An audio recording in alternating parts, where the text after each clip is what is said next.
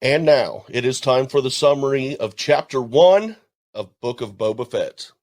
After having taken the throne from Bib Fortuna, Boba has flashbacks from within his Bacta tank. Now, speaking of tuna, there is something that has bothered me for a very long time. Those poor tuna getting caught up in the nets when folks are fishing for dolphin. And now in these flashbacks, we go to Kamino, and that is awesome. Then we get a little flashback of Boba as a child, lifting up his beheaded father's head. It's gotta still be in that helmet, which is kind of gruesome and morbid when you think about it. Then we cut to inside the Sarlacc pit. Boba Fett is alive. Oxygen and fire is all this man needs to be free. Then, of course, the Jawa stripped his armor. Yep. Then, of course, the Sand People found him. I mean, what else is going to happen on Tatooine? Now, back to reality and what you're about. Fortuna can't do nothing because you whacked him out. So the crime lord takes his throne once again, and he receives tributes, gaining some coin, but more important than anything, he gains a very sweet Wookiee skin rug. Yeah.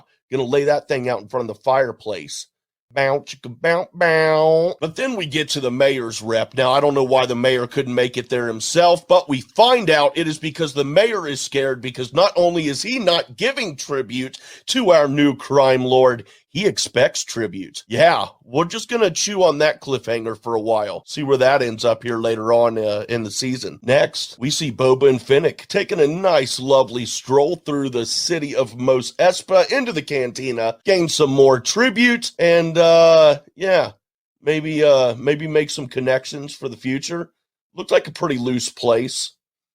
Pretty swinging joint, perhaps. So we get the tribute, we're headed out of there, presumably on to the next cantina to get some money. And then what happens, everybody? We are bombarded by space ninjas. They've got the shields, they've got the electric shocker rod. They scrap. Boba takes some heavy hit. His new Gamorrean bodyguards, they show their loyalty. Fennec goes chasing off after the remaining two ninjas in an epic rooftop chase. I mean, like, it was like Jason Bourne up in the house here, dude. She got him cornered. Yeah, man, you know she did. And I even said it. I said, you only need one of them alive. Boom, she kills one. We got one to take back. We're back at Boba's palace. We see the frantic rushing from the Gamorrean guard to get Boba back into the Bacta tank. And that's when the flashbacks start again, baby. We are back to Boba being a captive for the Sand People. He ain't alone this time. Oh, no, he's not. And just as our hero breaks his bonds and we think he's gonna get away because he has taken out that dog. Nope. His companion there, his fellow captive, just rats him out. Thanks, Greedo Jr. By the way, as a side note, the wrong thing to say is that Han shot first. The proper thing would be Greedo never shot at all. Boba runs like the wind, but the dog chases him down, and once again, our hero is back in his bonds. But we're about to take a little road trip here with a little kid, a little Sand People kid. They got a lot of faith in their youth, tell you that. Now at this point, I don't know if we're in Lord of the Rings with all the walking, or are we in the finale of Seinfeld where we just watch some guy get robbed and beat down and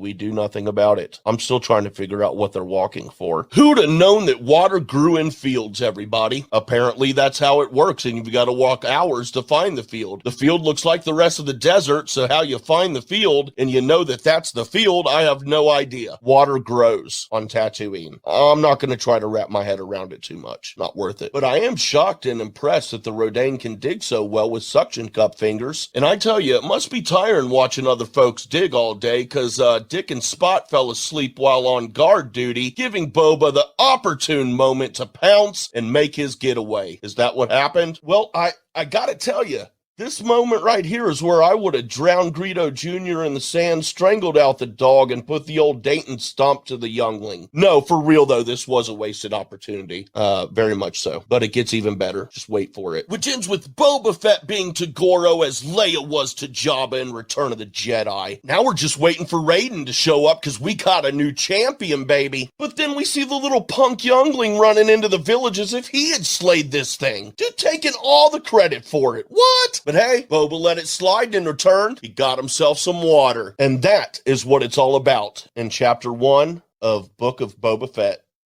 We will be back next week with Boba's book report for Chapter 2. Thank y'all so very much. It's been absolutely awesome. Love this show. Love y'all. Have a great and safe night.